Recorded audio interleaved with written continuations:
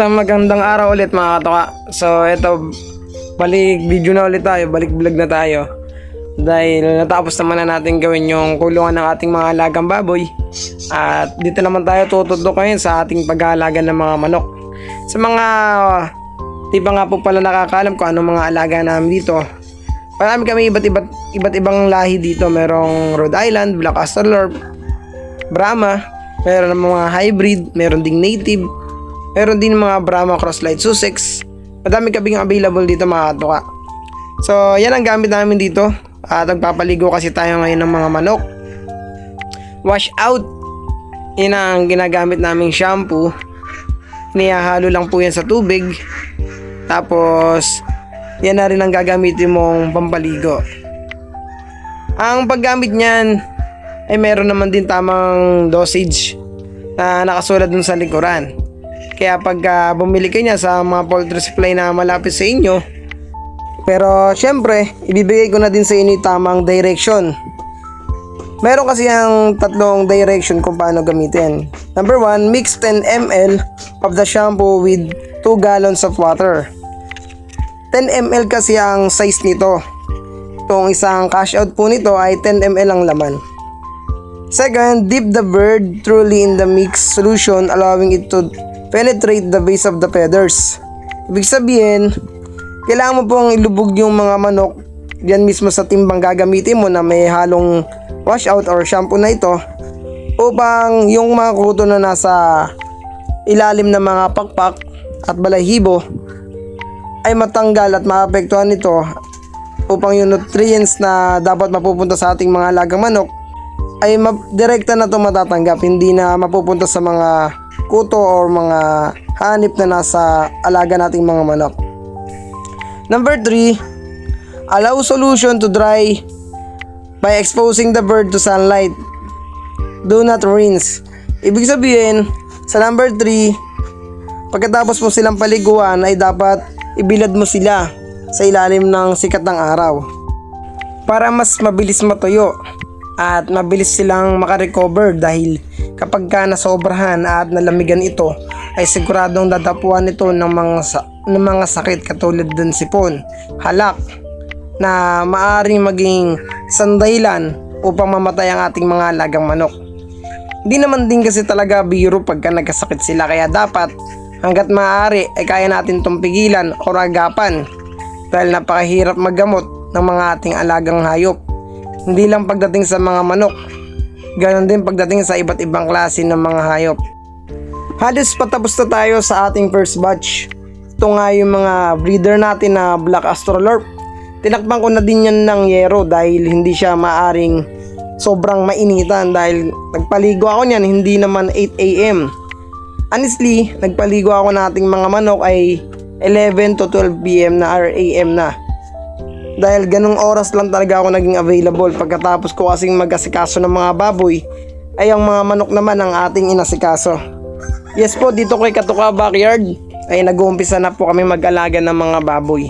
Sinusubukan na po namin kung kakayanin namin makaraos, at sinusubukan po namin kung kakayanin namin mag-alaga, dahil alam naman po natin na hindi talaga biro mag-alaga ng mga baboy. Nandito na nga ako sa stage ng pagpapaligo sa ating mga alagang native. Yes po, mga native chicken po yan. Kaya lang hindi pa po kami nag-aalis, dahil sa kasalukuyan po nagpaparami po kami. Di po sila pure breed na native chicken. Matatawag po silang mga upgraded native chicken, dahil ang father po na maaaring natin maging sisiu ay mga Rhode Island Red production type. Ngayon ang mga kapares naman natin ay mga native chicken. So kaya po ang tawag po sa kanila ay mga upgraded chicken. Bibigyan po natin ng separate na video kung ano nga ba ang pagkakaiba ng mga native chicken, upgraded native chicken, hybrid, at mga pure breed na mga manok. Dahil lahat po nito ay nasa ating bakuran. At sigurado po na mga available po namin ay magugustuhan nyo. Yan naman po ay mga Rhode Island Red production type. Inaalis din po namin yan. Ang available po dito ay 6 hen, 1 rooster. At pagdating naman po sa mga breeder, ay meron din po tayong available na Black Astrolorp 12 hen, 1 rooster naman po ang available. Madami po tayong available dito ng mga Black Astrolorp.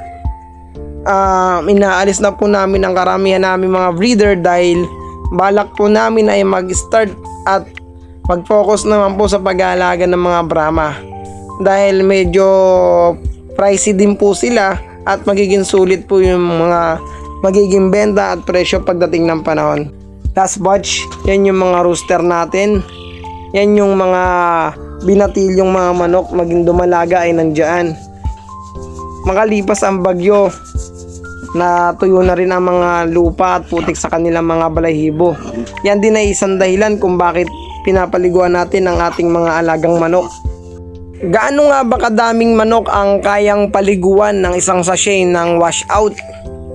Para sa ating kaalaman, ito ay good for 10 cocks, or ibig sabihin, maaari po itong gamitin sa 10 mong mga manok or 10 tandang or 10 inahin. Basta 10 heads po. Yun po ang kayang paliguan or kayang tablan ng washout para po sa ating mga alagang manok. Pero syempre kung mas kaunti, wala naman din problema. Kung dumami naman ay mas maganda na magdagdag ka na lamang ng washout.